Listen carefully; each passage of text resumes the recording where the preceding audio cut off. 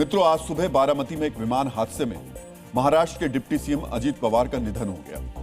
25 जून 2025 को अहमदाबाद में air India के प्लेन क्रैश के महज 7 महीने बाद हुए इस विमान हादसे ने एक बार कुछ बड़े फिर से सवाल खड़े कर दिए। इस हादसे के बाद ये सवाल उठ रहे हैं कि सबसे महंगी माने जाने वाली यात्रा कितनी सुरक्षित है। सवाल उठ रहे हैं कि बारामती हादसे के पीछे की वजह क्या है। क्या हादसा पायलट की गलती से हुआ या एयरक्राफ्ट में गड़बड़ी हादसे की वजह बनी?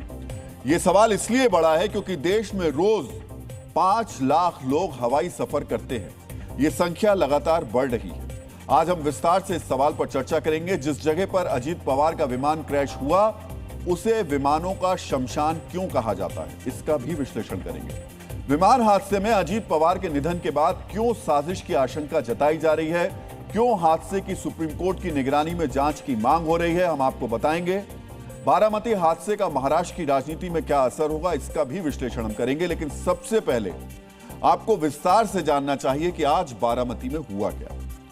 महाराष्ट्र के उप मुख्यमंत्री अजीत पवार का विमान हादसे में निधन हो गया। आज सुबह 8:44 पर बारामती एयरपोर्ट पर लैंडिंग के दौरान उनका चार्टर्ड प्लेन क्रैश हो गया।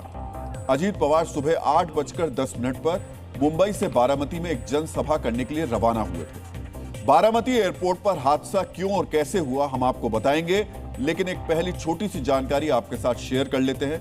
मित्रों, हवाई यात्रा को दुनिया में सबसे सुरक्षित माना जाता है। 8,80,000 उड़ानों में एक हादसे की आशंका होती है। 1,67,00,000 उड़ानों में एक घातक हवाई हादसा होने की आशंका होती है। समय की बचत और यात्रा में हादसे की आशंका बहुत कम।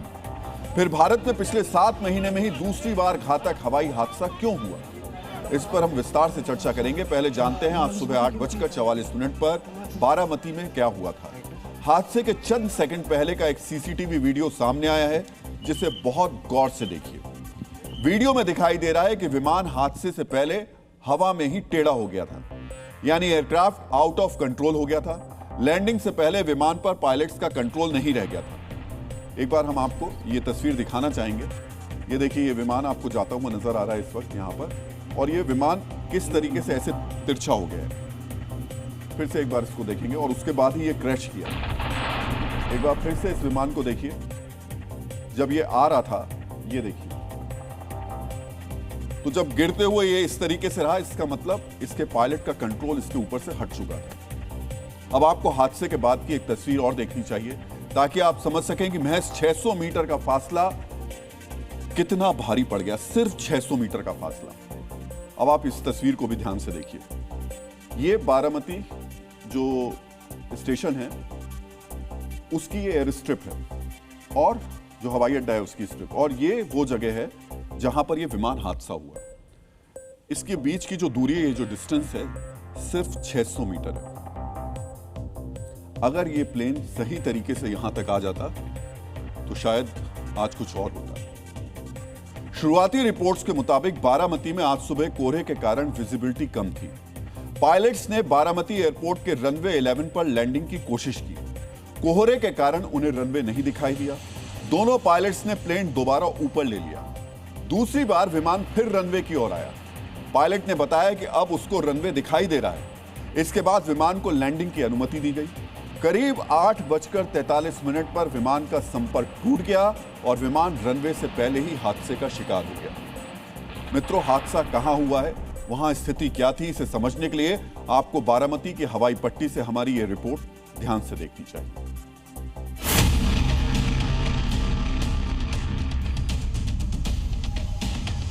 ये वो लैंडिंग स्ट्रिप है, छोटी लैंडिंग स्ट्रिप है बारामती की, जहां पर चार्टर्ड फ्लाइट्स ही लैंड कर सकते हैं। और यहां पर आप देखिए, इस लैंडिंग स्ट्रिप से महज चंद मीटर की दूरी पर ही देखिए, यहाँ जो एम्बुलेंस खड़ी है, इस एम्बुलेंस के पास से मैं आपको तस्वीर दिखाता हूँ, जहाँ पर अजीत पवार का एयरक्राफ्ट पूरी तरह से क्रैश हुआ। देखिए, क्रैश साइट है ये।